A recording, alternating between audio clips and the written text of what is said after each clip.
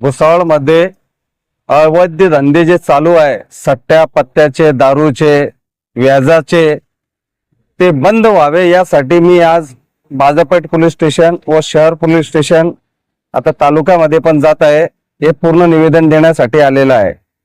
या धंद्यामुळे गोरगरीब लोकांचे आर्थिक व भरपूर असे काही नुकसान होत आहे, जे लहान बाळांना ते सोसावे लागत आहे। आज रोजी भुसावळ नगरपालिके हद्दीत जे शॉपिंग कॉम्प्लेक्स आहेत, त्याच्यामध्ये लोकांनी अतिक्रमण करून तिथे अवैध धंदे सुरू केलेले आहे। त्यामध्ये भुसावळच्या नागरिकांमध्ये भयभीतीचं वातावरण आहे, गुन्हेगारी वाढलेली आहे। त्यासाठी मी आज बाजारपेठ पोलीस स्टेशन व शहर पोलीस स्टेशन मध्ये निवेदन देण्यासाठी आम्ही सर्व राष्ट्रवादी काँग्रेसचे तालुका अध्यक्ष, जिल्हा अध्यक्ष ओबीसी सेलचे व आमचे गटनेते सचिन भाऊ चौधरी, प्रतोद साहेब, आमचे उल्हास भाऊ पगारे, माजी नगर सेवक दुर्गेश भाऊ ठाकुर वो पदाधिकारी, हमें सर्व इथे जमलेलो है। सर, आपको अभी क्यों ये अवैध धंधे नजर आ रहे हैं? इतने सालों से आपने आवाज क्यों नहीं उठाई? एवढ्या वर्षापासून आम्ही आवाज उठवत आहे, कोणी आमचा आवाज दाबून घेत होता।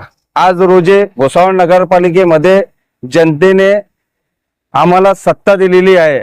आज रोजी आम्ही ते करण्यासाठी सक्षम आहेत। त्यावेळेला पण आम्ही आवाज उठवत होते, पण आमचा आवाज दाबवण्याचा प्रयत्न करत होते लोक, आणि ते पूर्ण हाईटलाईट होऊ देत नव्हते, कारण सत्ता त्यांची होती, गुंडेगिरी वाढलेली होती, त्यामुळे आमचा आवाज दाबण्याचा प्रयत्न करत होते ते। आज रोजी आम्ही पूर्ण सक्षम याच्याने ताकदीने इथपर्यंत पोहोचलेले आहे, और वो आम्ही अर्ज दिलेले आहे।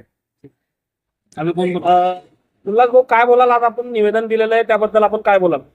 सर्वप्रथम आज मी आमचे हाजी अशरफ भाई यांचे आभार मानतो की त्यांच्या माध्यमातून आज सिटी पोलीस स्टेशन, बाजारपेठ पोलीस स्टेशन आणि तालुका पोलीस स्टेशन आणि DYSP ऑफिस या ठिकाणी निवेदन देण्याचं काम सुरू आहे।